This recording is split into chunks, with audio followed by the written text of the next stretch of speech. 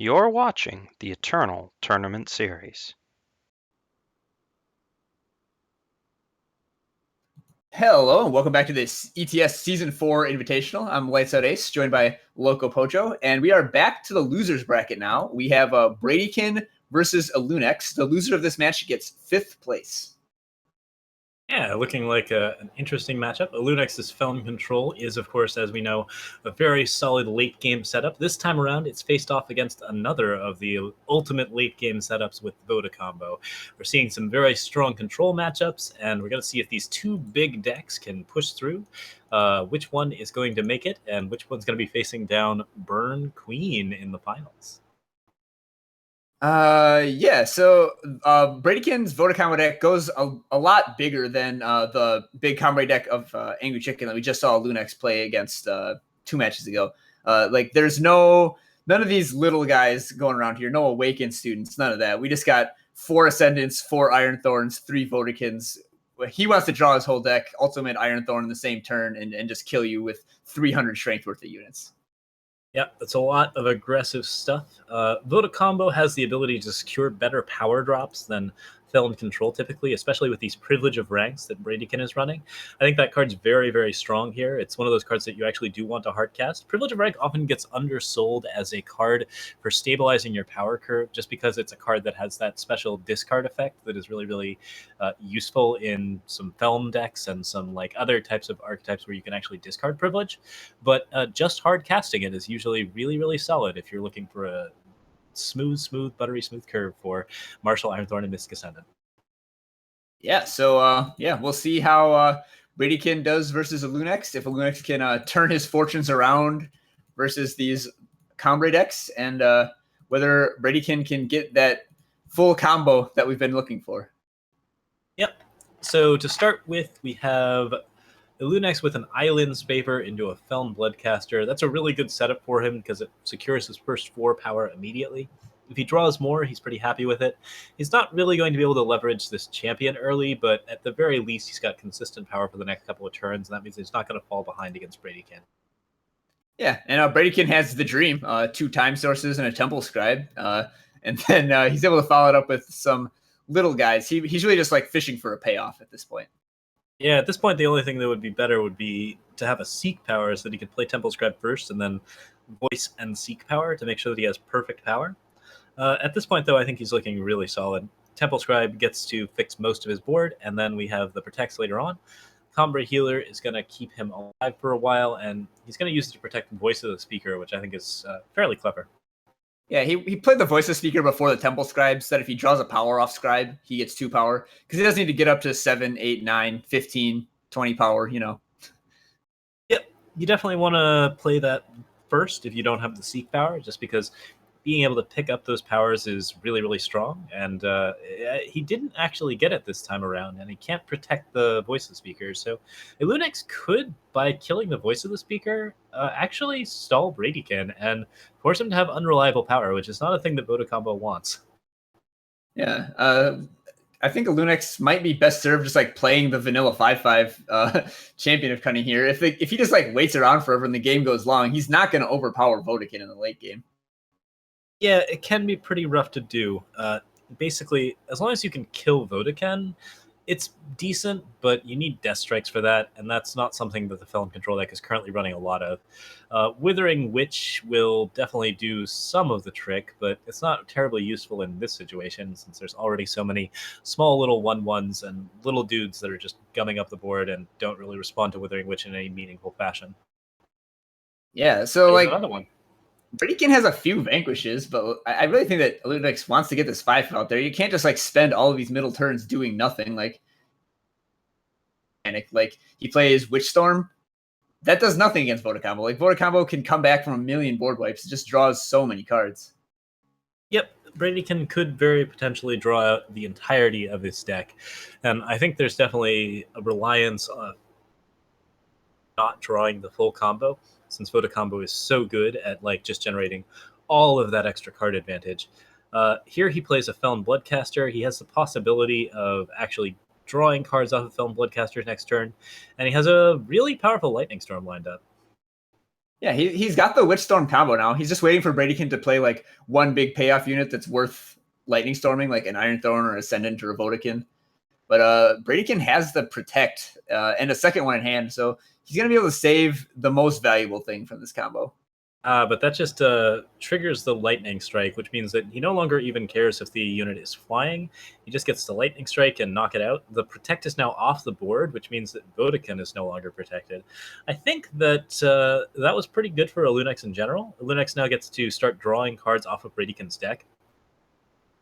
His own going.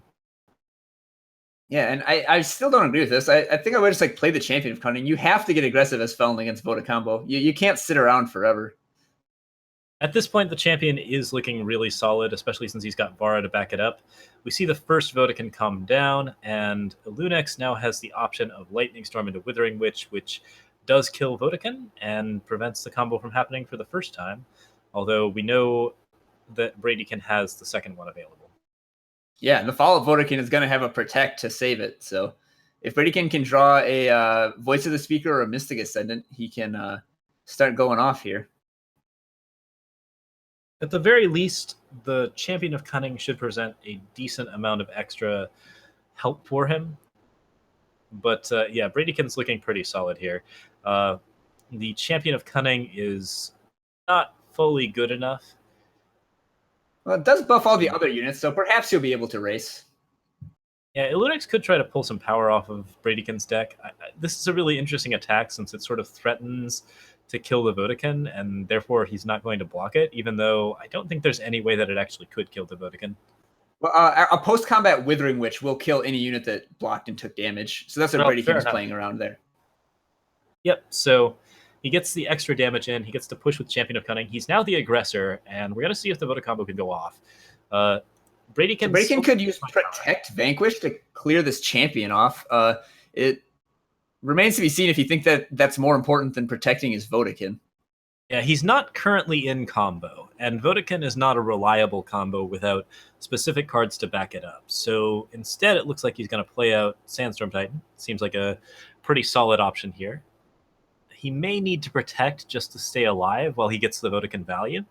At this point, he's not going to draw anything but gas cards, so it's kind of okay to do it this way, especially since Seraph also presents a significant threat. But we see a second Annihilate, so Sandstorm Titan does go down, and Lunex now actually has the ability to stress him. Yeah, he's got 3-turn clock in the air here, so Bradykin is going to have to draw another Titan, or, well, Mystic Ascendant goes a long ways. I think he forgot to draw off a Felon Bloodcaster. He has a second one that's active, right? I don't think he's used both of them. He did use both. He ultimated the second one on the turn that he drew a Seek Power, like turn 8, to get his 5th Primal. And he activated the Bloodcaster instead of playing Champion of Cunning. Fair enough. I must have missed it. In any case, we have a really solid setup here. We have Lunex. Yep, he hits a Storm and then looking at a very sold out board here. Yeah, Storm, Withering Witch, lethal, and Vodakin not good enough to finish out the late. Yeah, and it is very fortunate that Lunex drew that Lightning Storm there. I think he was probably going to be dead the next turn, or at the very least, so far behind you wouldn't be able to come back. Because every single power Bradykin drew at that point drew him 2 more cards. And well, the Felon deck does have a really significant amount of damage that it can present if it's being aggressive. And Lunex didn't make the same mistakes he made last time with Angry Chicken and not attack into potential Desert Marshals or any safer series of attacks here, and that certainly helped him out. But yeah. Yeah, in this matchup, his role is also more clearly defined. Like, it was sort of up in the air. Like, it was questionable who had the better late game in that last matchup. Well, now there's no question. Bradykin has the better late game. Nothing is better late game than drawing your whole deck, wiping your opponent's board every turn, and attacking with a bunch of 50-50s. So Lunex just knows that he has to get aggressive. Yep, so we see the island's favor here, and that again, securing power for Lunex so that he's getting to at least 5 very early on. Bradykin, again, looking at a hand that's a little more awkward, although he sees Voice of the Speaker into Seek Power, so looking very solid on that front. Yeah, that'll let him get up there in power. He has 1 payoff card already in the Seraphs, and he's just looking for more now because he's able to hit 6 power guaranteed. Yep, we're seeing Steward of the Past here. The 2 Annihilates are available for some of the bigger threats like Sandstorm Titan, but Lunex has Deathstrike also reserved for Vodacon. So I think he's looking at a pretty good control hand. He just needs a way to win the game at this point. Oh, Linux doesn't seek for the second shadow. I can't imagine anything that make him double annihilate there. Although I guess next turn he can still just like seek for the steward and then play it to shut off these small beats. Yeah, it's possible he wants to use the Deathstrike on something like a Seraph. Well, he doesn't have double shadow, so he can't. Oh, fair enough. Yeah, so yeah, Seeking might have been better for him there. He's definitely going to have to use it to play down his steward, and that'll give him a defensive board. Withering Witch is available. Yeah, it doesn't look like it actually mattered. Give him a slightly higher chance to draw a shadow this turn, I guess. Yeah, he also could have maybe played Withering Witch this turn if he wanted to set up for Black Sky Harbinger, but that seems like a suboptimal play, so. Yeah, without a guaranteed 6th power, playing the Witch isn't that great for Alunex. Yeah, he's got tons and tons of spot removal here, but spot removal alone cannot contain the Voda combo. He does need to draw like a Champion of Cunning, basically. Very least keeps Alunex's board nice and free of Bradykin's attacks. As long as he has just one unit to stall out the Combre is not going to play the aggressor, and it's going to play for value. So just having this one unit on board means that Alunex has all the time he needs to set up. He just needs to make sure that Bradykin doesn't set up himself. So Bradykin has a Protect for this Ascendant, but Alunex has multiple removal spells, so it's not going to live. And then Bradykin has another Ascendant, but Alunex has yet another Deathstrike, so that's not going to live either. Yeah, there are a lot of ways that this could go, but it seems like the Deathstrikes at the very least are going to get burned. And he actually doesn't spend the Protect on the first Mystic Ascendant, which I think is fairly clever since he knows he's got the backup, and also he knows that he has higher value targets, specifically Mystic Ascendant. Huh, and Alunex doesn't Deathstrike this Seraph here, even though he knows Bradykin has 8th undepleted power in hand. And then Bradykin just plays Ascendant.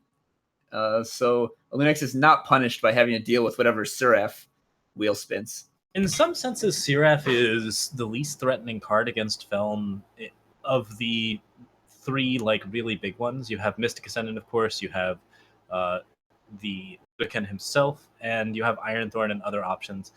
Feln decks can usually deal with a lot of random units unless he gets something really lucky like Ikaria, just because of the way that Champion of Cunning buffs everything. But I think that it is true that you really want to kill Seraph if you can. Yeah, and Bradykin's going to get the opportunity to spin the Seraph here, so let's see what he gets. All right, a big Throne Warden. That's not bad at all. It's definitely going to be a resilient blocker on the board. It's going to force him to be a little bit more careful with his attacks. It's not really generating a lot of pressure on its own, but it's certainly something that he wants to deal with eventually. Yeah, so this Follow Black Sky Harbinger here cleans it out. So only the Throne Warden left as a legacy of that Seraph, and Lunex does have a Deathstrike for that if he needs to. Yep, he accepts this trade, which seems perfectly reasonable. There's actual like card advantage being gained here for Bradykin, and now Lunex has a weaker board, which isn't particularly good for him. Yeah, Bradykin's follow-up is very strong as well. 2 Owls from the Great Parliament, plus a replacement Seraph, and a Protect to save the Seraph from this Deathstrike. Deal with that.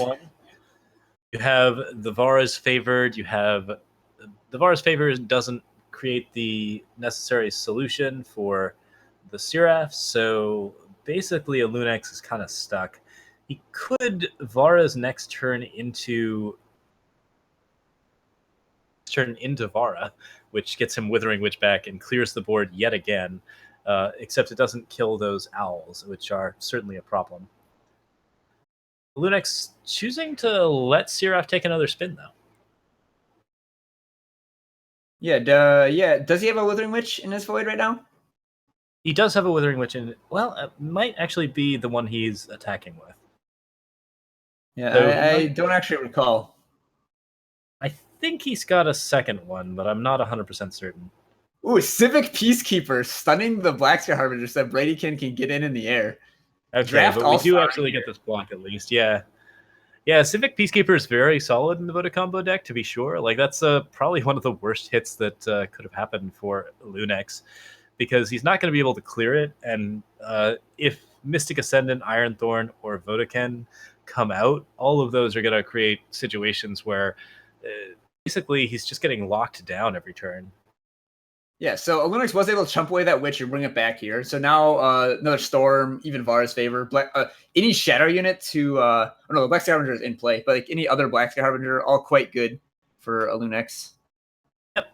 He needs whatever he can get. He chooses to stun Withering Witch, which I think is interesting. Vara is the idea, I think, but Desert Marshal is silencing Vara already, so there's not a lot of great options here. Yeah, Bradykin just has so much late game value. He's just overwhelming a Lunix because the Lunix didn't draw a Champion of Cunning to put on some counter pressure. We see the Felon Bloodcaster get its draws, seeing if they can find something better. Combray Healer is a really good pickup. He chooses to Vara's favor the Civic Peacekeeper just so that he doesn't get run over by those owls, but he'll have Black Sky Harbinger next turn to clear away the owls and also the Stranger. Mystic Ascendant's still a problem. There's still just lots of problems for a Lunix at the moment. Bradykin's managed to consistently generate really real threats, but there's the possibility to stabilize still. Yeah, Lunix is not dead this turn, and that Harbinger is going to gain him tons and tons of health next turn. But he still has to contend with this Mystic Ascendant, soon to be joined by a Martial Ironthorn. So Lunix is not out of the woods yet. Potentially be lethal. You see a Black Sky Harbinger block gains 3. 4, 8, 11. I think this is 1. 1. Yeah, he's put down to 1, but he's not dead. If he'd attacked with the Temple Scribe, the Temple Scribe was new, so yeah, that is exactly 1 health that a Lunix is at. Black Sky Harbinger picks up a little bit more, and also he has this Lightning Strike. He has this Combray Healer. I think overall that attack served him just fine. Yeah, I think that Lunix should probably start getting aggressive with these Harbingers and like trying to race. It seems pretty reasonable to attack here. Yeah. You need to get your health a little bit higher so that Mystic Ascendant doesn't blow you out. He's keeping Lightning Strike up. Martial Ironthorn is another really scary hit. We're very glad the Civic Peacekeeper isn't still around, but at the same time, Bradykin's now drawing 2 cards a turn off of Mystic Ascendant, and is pretty likely to get more. And he can Ultimate Ironthorn next turn if he plays the Seek Power. And that should just be the game with this Giant Ascendant. It'll be a 16-16. Yeah, Ironthorn Ascendant is very, very rough, mainly because you can't deal with both of these units at the same time. And that means that one-sided Wrath effect from Ironthorn, or you're going to get just a ton of cards off of Mystic Ascendant, which generally replaces the Ironthorn. All right, well, Annihilate can stave off the Ironthorn ultimate for a turn, but little does he know Bradykin has another Ironthorn in hand. Yeah, that's pretty rough. Another card draw here will again save him. Like if he gets Annihilate, that will help him pick things out. He could pick up like a Withering Witch or something, but it wouldn't really help him here. I think he's mostly just in a lot of trouble. Yeah, I can't really foresee a series of draws from Lunix that can get him out of this here. Yeah, it would start with an Annihilate, just to make sure that the Ironthorn doesn't kill him. I think after that, yeah, that's game. Yeah, so he's down 2-0 now, I believe, right? Yep, looks like Bradykin's deck has definitely secured the first 2 rounds. Oh, Lunix might have won the first game. So it would be 1-1, and we're going to see how these sideboards turn out for the overall setup. Vara the Fate Touched is in his deck, and yeah, they are 1-1. We can confirm that. Channel the Tempest is possibly coming in. It's hard to say whether he's going to go for a later game setup or a more early game setup. He does have some answers to the Vodacon deck already prepared. It looks like 3 Varas and 1 Channel is the overall balance of his late game finishers, and he might just be going a bit more aggressive with it this time around. Yeah, I think that he's thinking that the Gift Last Word lock is just going to be like spending those late game turns, not affecting the board, is just going to be too much for him, and the Vodacom deck will just be able to combo right through it. So he's opting to take a little more aggressive line. Yeah, that Gift Last Word lock is really tricky. Gift is one of those Lunix is playing 4 Champion of Cunning, and that is his best chance to win. Like, I think he's doing that correctly. Yeah, 4 Champion of Cunning is very, very solid against these decks. It's strong against silence units. It's strong against basically all of the things that the Combre decks want to do. Just Aegis units in general are very strong against silence, and this one has a really powerful effect that really needs to be dealt with quickly. Yeah, I won't soon forget the 97.5 Champion of Cunning or the 81.1 Withering Witch. Sounds like a pretty good number to me. It did make it to 83 just before it died. We are going to see Lunex drawing cards like crazy here. He's got all the power he needs. He just needs to find some actual stuff. He also is going to have 5 Primal on turn 5 if he does draw a champion. Yep, or he could go for 5 Shadow. Either way, I think he's in pretty good shape. Annihilate will definitely allow him to deal with some of the bigger threats, like the Sandstorm Titan. You can throw it on these 1/2s, but it's always a little bit tricky because, like, while you really want to mess up the Vodacon deck's power, there's always the chance that they already have all of the power they need. At which point, do you really need to kill the 1/2? Like, it is otherwise completely irrelevant. Oh, and there's the Champion of Cunning. Yep, he's playing his Felon Banner, so if he draws like a seat here, he could just play a fully powered champion. I think he probably wants to go for something else, but he's managed to play 4 hybrid-colored cards in a row, so looking pretty solid.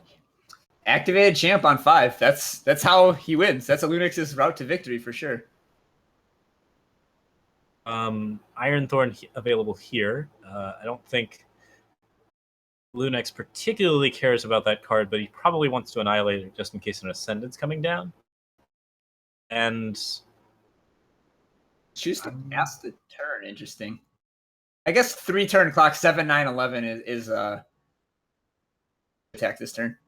And sit still with champions. It does work okay just because you're always building more damage, but it sometimes feels a little bit wrong. We'll see if this is actually the correct play. Bradykin does get to play Ascendant and draw with Ascendant, and unfortunately the Annihilate comes out immediately after that. But it still means that Bradykin is up 1 more card. Wisdom of the Elders helps with that quite a bit.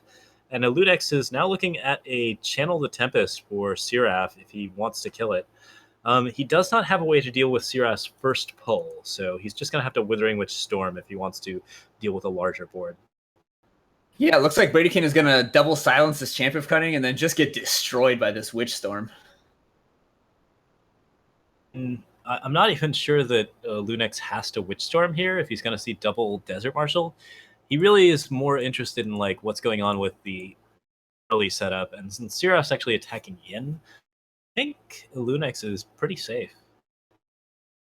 Yeah, okay, Bradykin is just going all in here with the Parliament as well.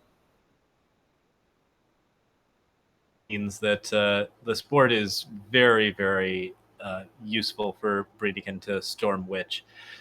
That combo there gives him 9 damage across and completely wipes Bradykin's board. I think that level of aggro is going to even up these games. Yeah, I think that was probably the nail in the coffin for this game. Bradykin doesn't have a whole lot of great comeback mechanics, although I guess 2 Owls isn't a bad way to start. Yeah, it looks like it's 2-1 Lunex. But the Owls are actually... Yeah, you're right. The Owls are a bit more of a presentation. Lunex can get lethal with a channel into Vara's favor next turn, so... Just channel this turn. Not awful. Now he's got Bradykin at 1. Combre Healer would be a bad thing to see, but I think he's mostly happy with what he's got. Bradykin can't double block the champion unless he plays the Desert Marshal first, which means he has to sacrifice one of his silences. And this is Vara's for the win. Yep. Bradykin has to rip a Combre Healer to stay alive here. Yeah, even a Protect wouldn't help him because there's 2 Varas. And a Black Sky Harbinger. Lunex can ping 3 separate times. Yeah, Black Sky Harbinger is probably the classier play. We'll see how he chooses to pick lethal. The favorite lethal. All right, so Lunex actually up 2-1 now. Champion of Cunning is a hell of a card. It's a very, very good card. I think this Felon deck has a very good matchup against Combre. You typically don't want to pick it into Armory decks, but most of the Armory decks got kicked out. There aren't any in the top 8, so I think Lunex has a pretty good chance of taking this game and maybe taking the series. Yeah, I mean, the field is ripe for his Felon deck to reap, really. It's just a whole bunch of Burn Queen and Combre, and like Felon is very good against those two decks.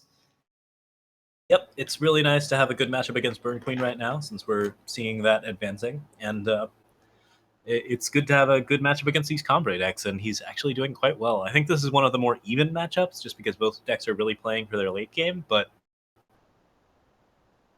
got a chance, and he's definitely pushing for it. There is Rain of Frogs. That came in from his sideboard. It's a very good card against Vodacombo, especially when you have all of these little pickups in Black Sky Harbinger, Lightning Storm. Voice of the Speaker coming down.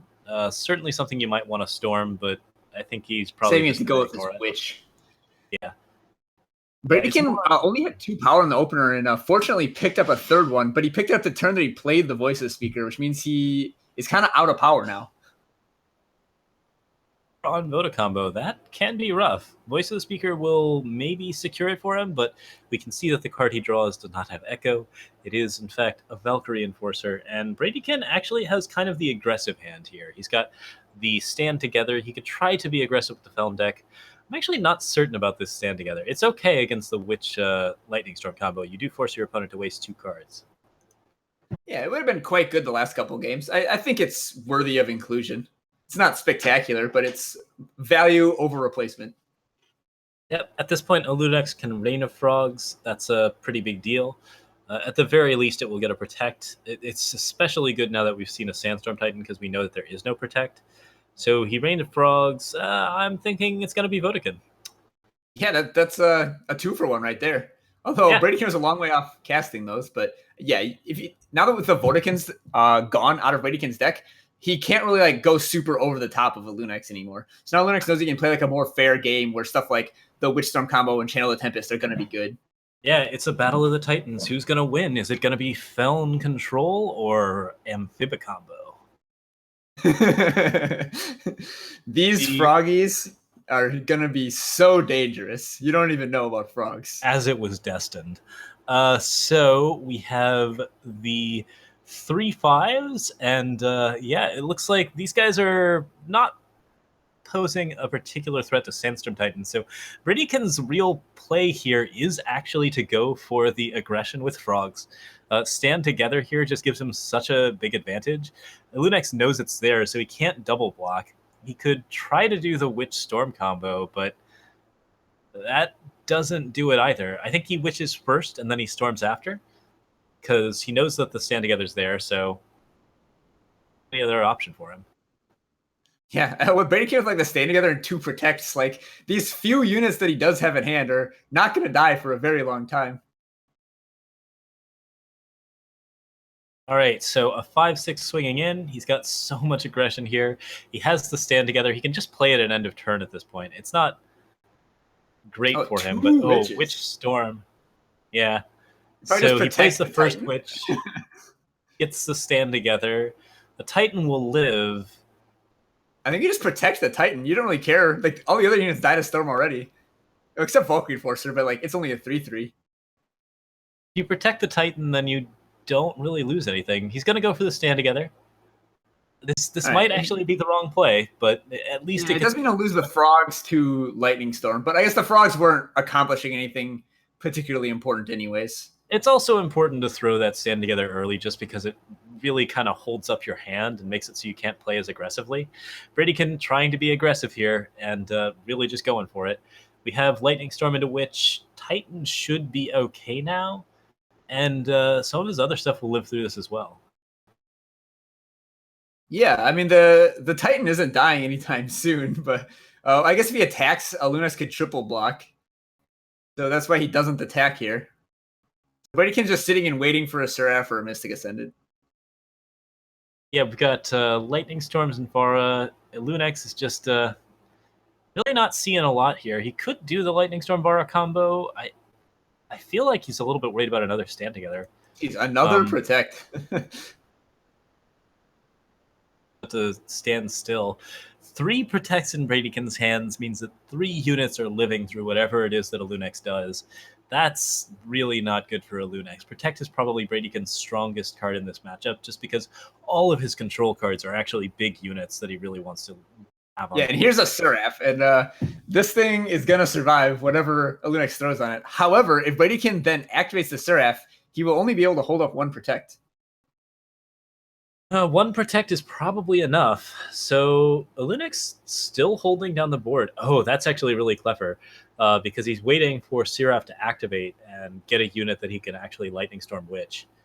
There I is think one Bradykin power. probably should have like played Protects on the Titan and the Seraph at the end of a Lunex's turn. Oh yeah, like it is actually correct in many instances to play these Protects early. Which combo now? And from there, we're going to see all but one of these units die. It's probably going to be Seraph, but it could be Sandstorm Titan. Sandstorm Titan certainly is defending Bradykin, so that might be the more important card. All right, so this Seraph is going to need to spin something good, either something really big or a flyer. Ooh, a free frog. That's nice. Yeah, ain't no better price than free. So we get the spin, and it is Order of the Spire, which that sort of counts as really big. It is probably going to be a huge unit. It interacts with the Empower in Combre's setup, so there's going to be some value out of that. Lunex can throw a channel here at Seraph, but I think he might feel better about just throwing it at his opponent's face. He's just going for the big champion of cunning here. Yeah, the bigger his units get, the worse Bradykin's situation gets. I would have liked to see a Protect on that end of turn too, just to pop the Aegis and then like Vulcan Enforcer it. Yep, really. Bradykin's being very conservative, and I don't know if he can afford to be this conservative. We get Voice of the Speaker, so more empowers for Order of the Spire, but a really bad pull for Seraph. I think that Bradykin is... He's found an 8/8. He's found Valkyrie Enforcer, and he's going to silence the lifesteal unit so that he can be a little bit more aggressive. That's not a bad play. The champion is still going to spiral this game out of control, but he's got the protects, so... Ooh, a Lunex channels face instead of Seraph. Like, Bradykin has another Seraph in hand, but a Lunex didn't know that. Oh, yeah, I didn't realize that Bradykin had set up without a protect this turn. So he doesn't have protect. He's going to lose his flyer. He's going to take 10 damage to face. And then after that, he's got to figure out some way to deal with the flyer, which Seraph can do. But Death Strike... Another stand together. So much Aegis from Bradykin, not enough big flyers. All right. I think Bradykin's got to pull his Seraph and get a flyer. Steadfast Deputy is not a hit there. Ooh, that's not it. Yeah. From here, it looks like Bradykin's going to explode, and that'll be the third game for a Lunex. So yeah, a Lunex moving on to the losers semifinal. Losers semis, yeah. Okay, so we are looking pretty solid. I think this deck should do very well against Burn Queen if it manages to make it this far. And yeah, very, very good setup. Yeah, so just a quick thing before we sign off. This tournament, the ETS whole series, is brought to you by aReNGeEternal.com. As people are so fond of spamming in my chat, www.aReNGeEternal.com, your one-stop shop for daily articles, ranked tier lists, stock deck lists, and articles by luminaries of the game, such as myself, Neon, aReNGee, and LocoPojo. You can also find tournament information on this very series on that website, so go check it out. Yeah, it'll be a good time. In the meantime, we are signing off for now. We will see you guys in the next round.